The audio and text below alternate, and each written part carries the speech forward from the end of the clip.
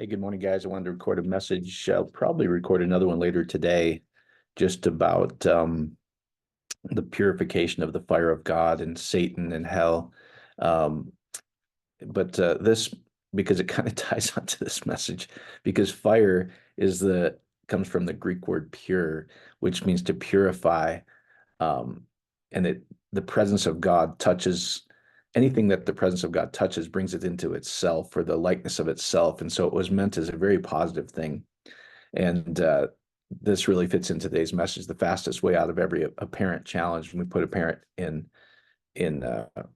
uh, marks, because it's really apparent. It's something that it's appearing. It's something that can easily be consumed and purified by the presence of God. And so uh, Barb and I were talking about this a lot this week. And there's a quote in Rhonda Byrne's The Greatest Secret, where she says, "You have to realize that life is happening for you, not to you."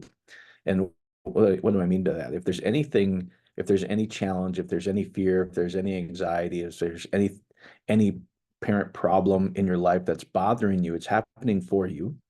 And it really is to alert you, hey, this doesn't feel good, and this isn't how you're supposed to live. You've always been God's highest creation. You're always supposed to live in peace and love and harmony at all times.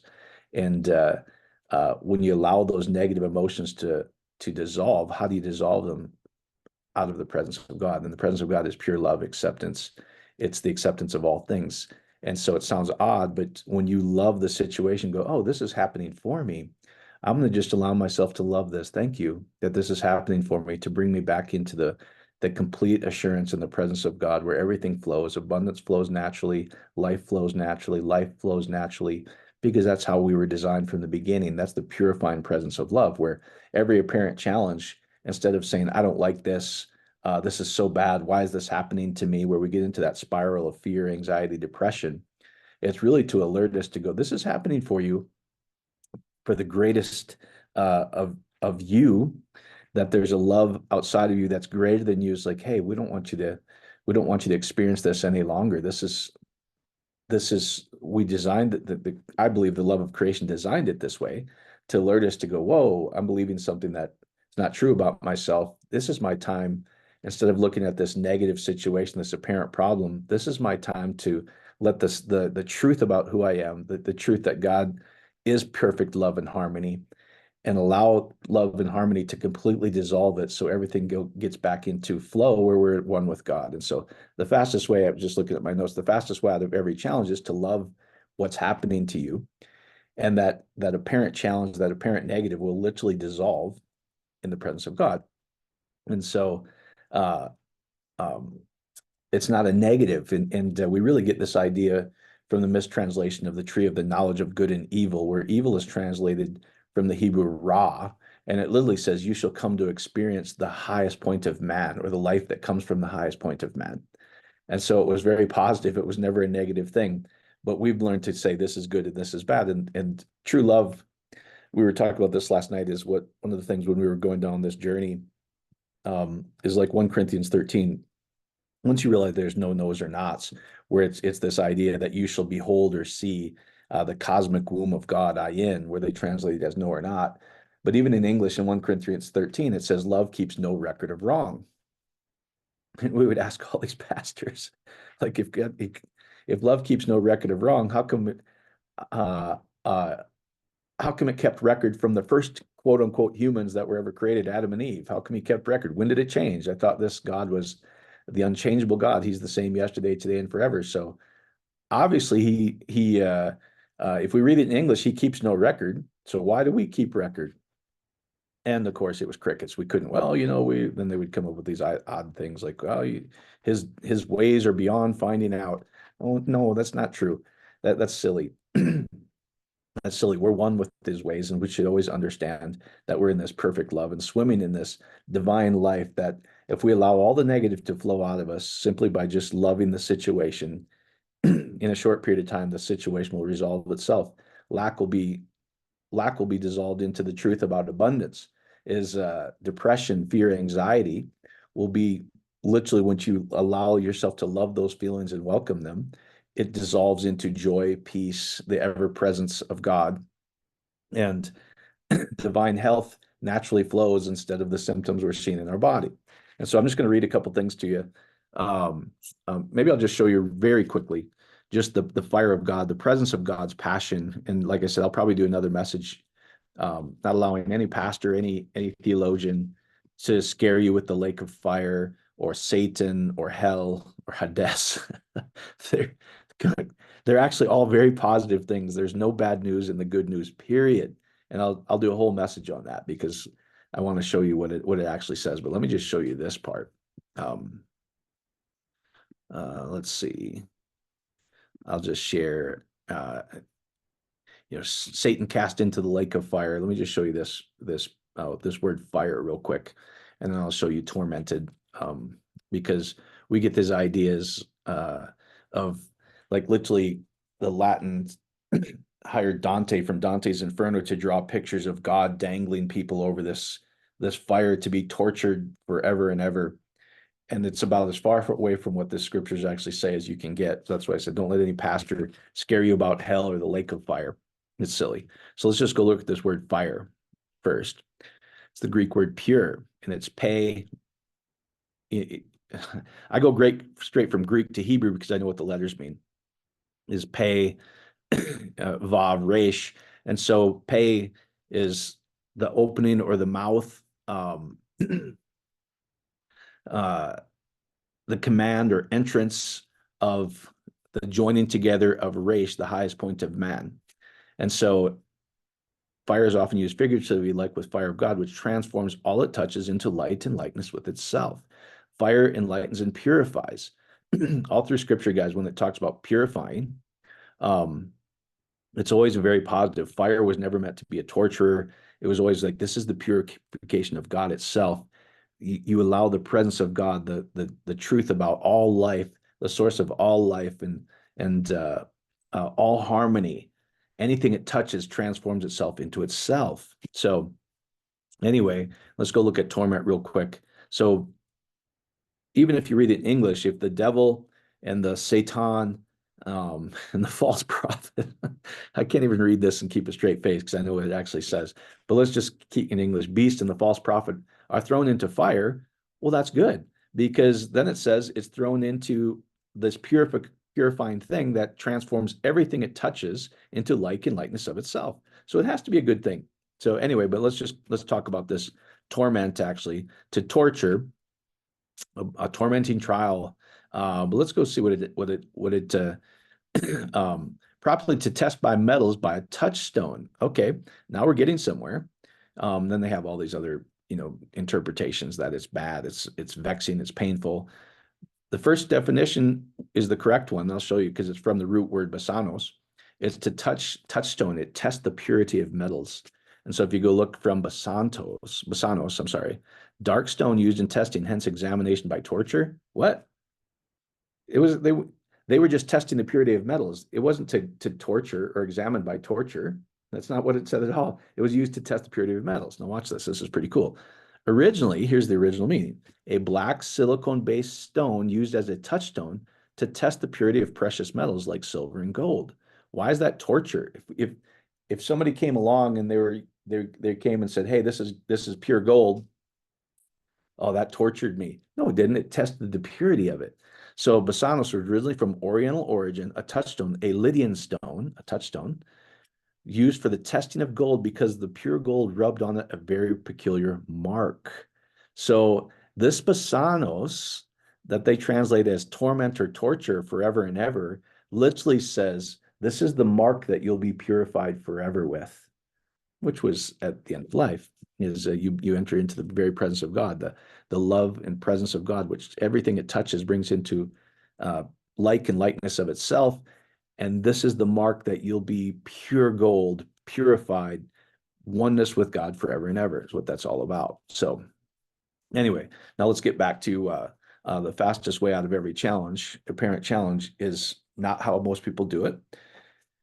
Is they say, oh, this is bad because they've been taught that this is good, this is evil, we must place a judgment on it, where pure love keeps no record of wrong in English, and it says it's acceptance of all things. And you hear people say that a lot. You hear that the reason this really came up in this last week for Barb and I is because we were working with quite a few people, families, Um, and how many people that come out of Western theology, like they're so tormented by things, and it really comes from they've been taught incorrectly who they are. They've been taught that they're dirty, they're sinner, they're whatever, um, to judge good versus evil. And unfortunately, people become like the God they associate with or worship. So if they think God's judgmental, they start judging everything as good, bad versus, hey, this is happening for my benefit because love purifies everything it touches. This has to be good for me.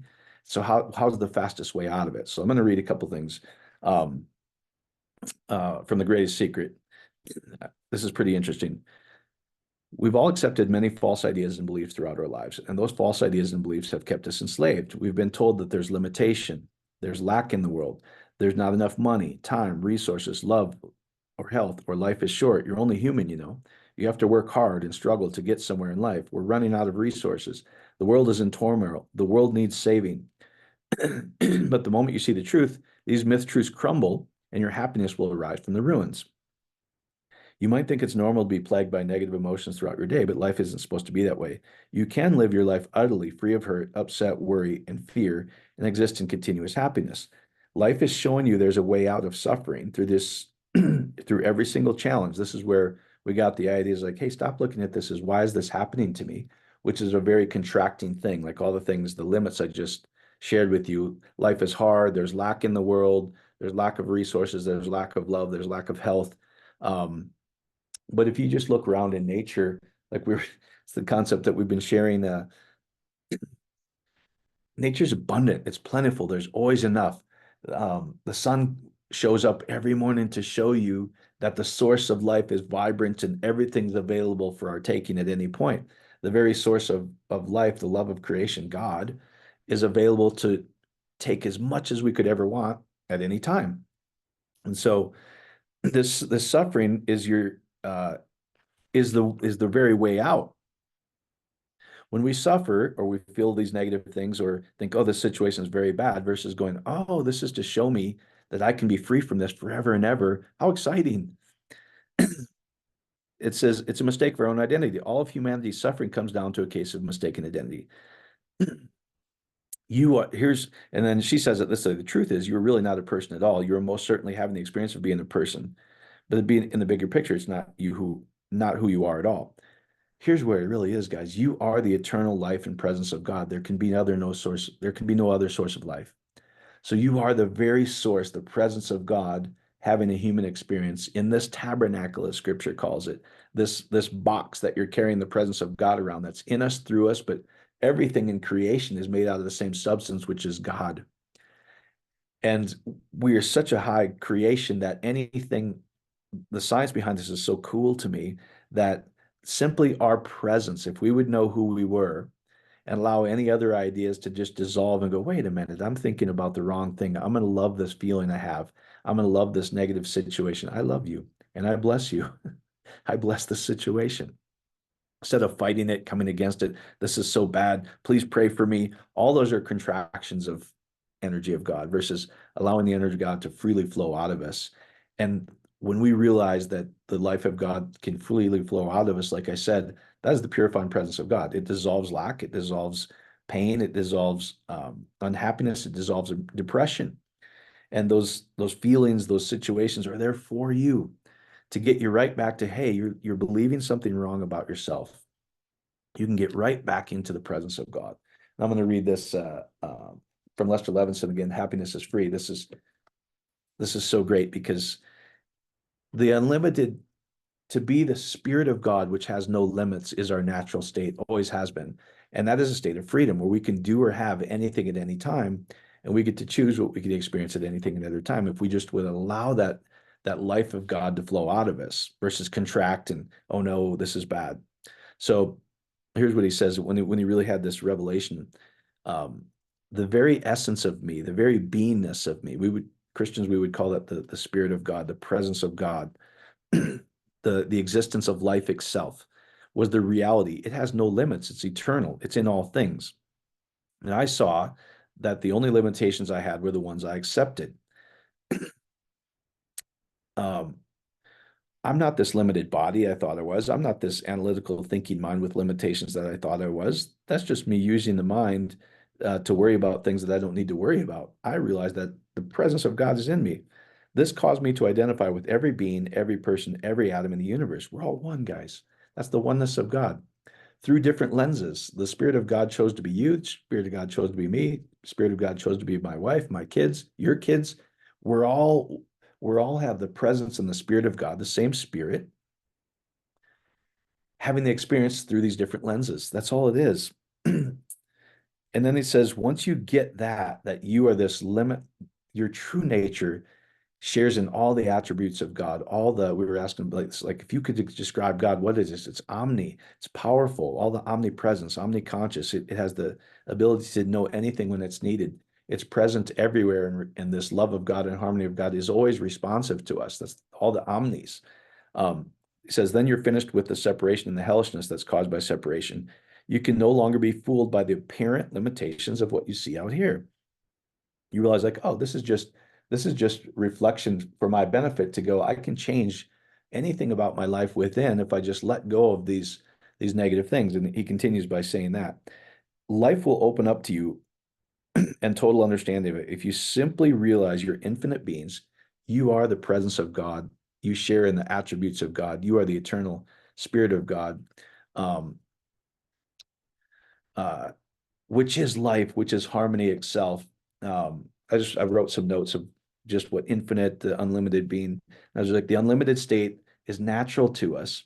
It's our divine design. When everything just flows out of us and just seems to work, there's a natural flow of life, the presence of life through total peace and easement, which then you go from struggle and struggle and struggle to this effortless, peaceful success, this flow of life.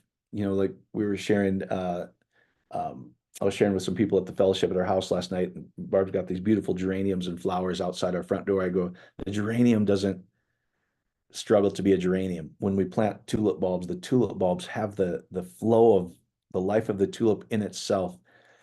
The elk that run through our yard, the elk don't struggle to be elk. The life is in the elk itself. We are not supposed to struggle to be children of God, the highest of creation. We're supposed to naturally be that. But we've just covered it up with things that you're not this, there's lack, there's this, the world, everything in life simply opens up. It's simply that you are infinite beings. You're supposed to naturally live in this effortless flow of God. And we have superimposed concepts of limitations like logs of a dam. So think about like a beaver dam, and there's logs, and it's holding up this flow.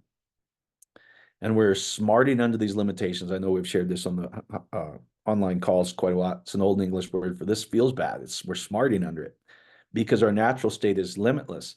So anytime that you go, this can't be, or you're a sinner, or you're dirty, or life is hard, or I'm struggling with lack, those don't feel good for a reason, because the truth in you, the spirit in you knows that that's not true about you. So your head and your heart are in conflict, and it doesn't feel good. Again, it's for you. This is for your benefit. So you can recognize, oh, I don't have to suffer under any of these conditions again. I can simply love and bless these situations, because that is the natural purifying power of love, and it consumes all things. And then guess what happens? We're smarting under these limitations that we accept for ourselves as though they're real, because they're opposed to our basic nature of total freedom. Once you realize this, love becomes beautiful. It becomes harmonious. That all day, every day, everything will fall perfectly in line. And he says this is I love this, and the reason I keep sharing this is because it's a perfect reminder that, hey, you have access to a love and a harmony and a power that's way beyond this physical realm. In fact, it controls the physical realm. It says once you get this, and you can just let go of any situation, the easiest way to do that, guys, is to go, oh, I'm going to love this situation. I'm going to quiet myself.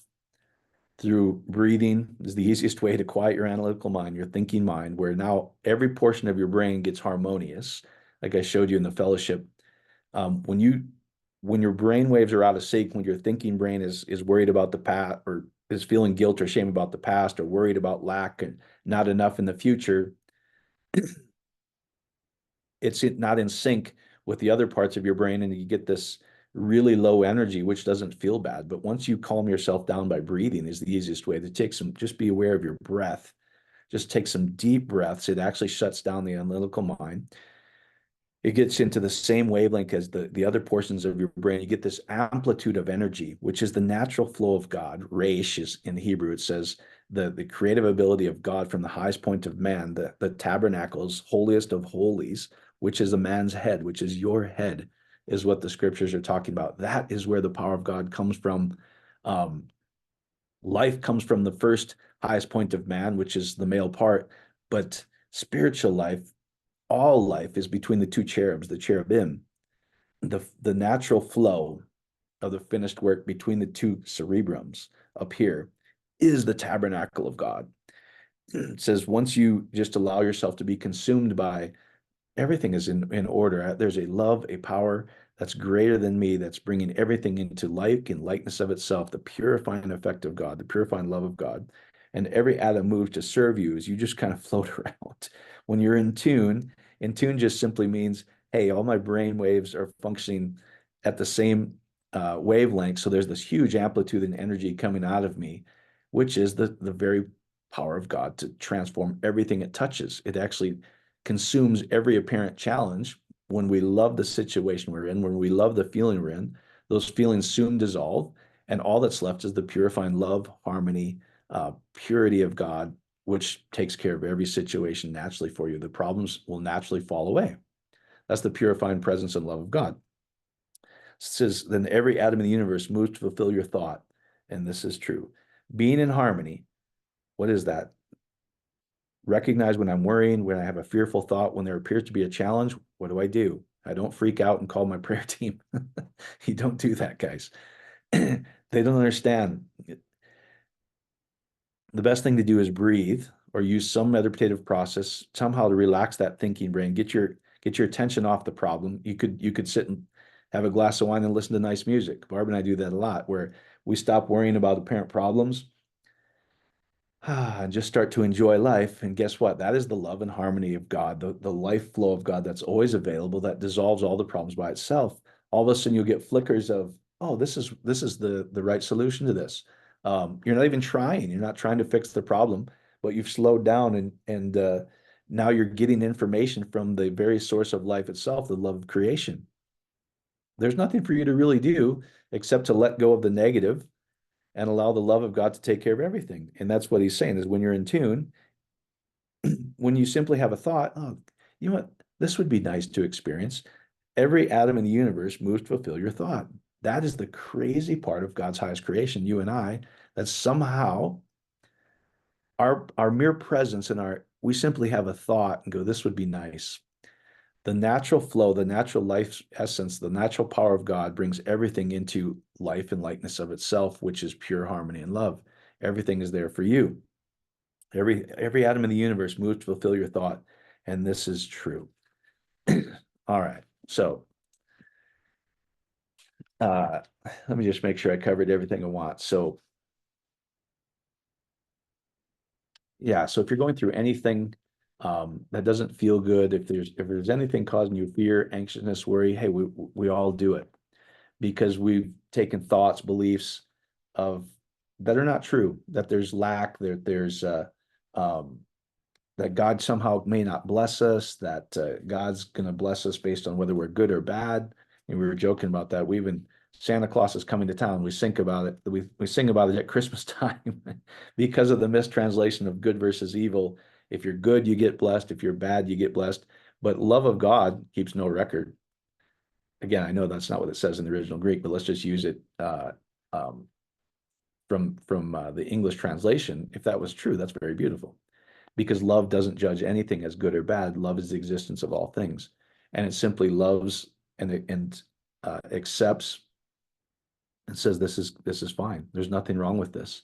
And when you stop saying this is bad, judging as negative, the love harmony of God just dissolves every situation. So when you feel something coming up, when you're in a negative situation, the fastest way out of it is to recognize, oh, this doesn't feel good. It's there for your benefit, guys. It's there so you can be free from it for the rest of your life. Then you can simply do this. I would just allow yourself to really take some deep breaths And then of saying, hey, instead of saying this situation's bad, this feeling's really bad, just open yourself and go, I'm going to love this situation. I'm not going to try change it. I'm not going to push it away. I'm just going to love this situation. I bless this situation. Thank you for this situation. I love it. The presence of God is loving and not judgmental. I love this situation. I'm going to love it. I'm going to put my arms around it and thank God for this. It releases all the negative energy and the resistance, guys. And guess what happens? You'll natural flow of God, the natural flow of love and harmony will solve the problem all by itself because nothing can stand, nothing that is not true. It's kind of a bad way to say it, but everything that is not true about you dissolves in the truth about you, which is the limitless, unlimited, natural highest creation that God has ever created, which always operates in love and brings everything back into harmony into your life for you. So I just wrote, when you love those situations, you're aware, whoa, I'm judging this situation as good. And it could be the big three, guys. Lack of approval or love. I don't feel loved. You think there's lack of abundance, which there's wasteful abundance. Doug Bishop and I were talking about that. There's wasteful abundance. And Erica, I think, was talking about that with the apricot tree, where she was looking at the tree and she said, look at the abundance of God. There's no waste here. We think, oh, look at all those apricots on the ground wasting. And the truth is, that's just that seed wasn't wasted. It fed the birds. It fed the people that wanted to eat it. And there's still more than enough of everything laying on the ground. And guess what those seeds do? They create more life all from itself and more apricot trees. There's this flow of abundance of health, of love that's always available, and we can take advantage of it. And the fastest way is to recognize I'm feeling bad about this. I'm judging this. Instead, you know what I'm going to do? I'm going to allow it to be here and love it. I love this situation because love accepts and approves of all things. I say yes to this. I love you. I bless this situation. I bless this feeling. And you watch it dissolve, and the problem that you thought was a problem comes right back into harmony. Lack gets swallowed up by abundance. Depression, fear gets swallowed up by joy, peace, and harmony. And lack of health, once you let go of those fears, those worries, guess what? The life source of all things brings your body right back into health all by itself. So hopefully that helps, guys. Like I said, I'll record another message just about that odd idea of somehow you have to ever worry about hell or God's judgment, or and I'll show you as a complete mistranslation. It's 100% positive, where it was the translation of hell in King James is Hades, and it says to not see. Well, to see means I can see or experience or behold alpha.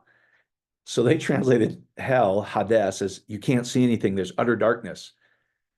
The actuality of what it says in Greek and Hebrew is you shall see and behold and experience the very presence and strength of God. And the presence of God purifies all things. And lake of fire was literally the safe haven or harbor, the safety of the presence and purifying power of God that you shall come to see and you shall come to know versus not see. But I'll record that on a whole nother message for people that kind of like to geek out on scripture and see the good news that's actually there. So hopefully this helps, guys. God bless. But you are God's infinite. You are God's highest. To be unlimited is supposed to be natural to you. Abundance is supposed to naturally flow out of you. Health is supposed to naturally flow out of you. Divine love, where there's always an abundance of, I am purely loved, not because I'm good or bad. I'm purely loved just for the sake of God created me to be loved. That's it. That's all available. So God bless you guys.